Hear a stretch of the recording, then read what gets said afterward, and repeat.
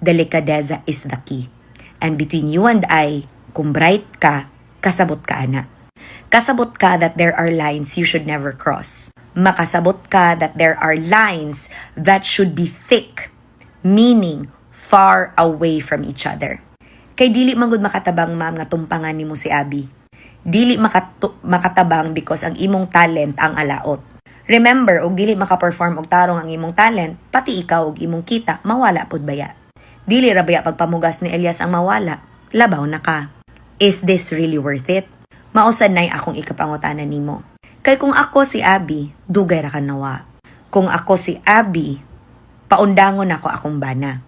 And mupili gid akong bana nako, pero ako man ang bana, di man na si Elias.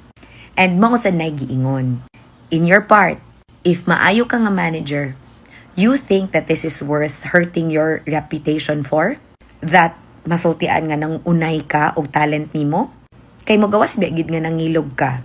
Kay bisan saon biag ingon ni Elias nga gipili kaniya kay oportunidad ang imong gihatag sa iyaha, dili gyud gihapon ikaw ang legal. Labi na og kasado pug ka. Not sure if kasado ka, pero since pamilyado man ka, ikaw gid pod ang luoy. Imong reputation. Is it really worth it? Nga maguba ang imong pagkatao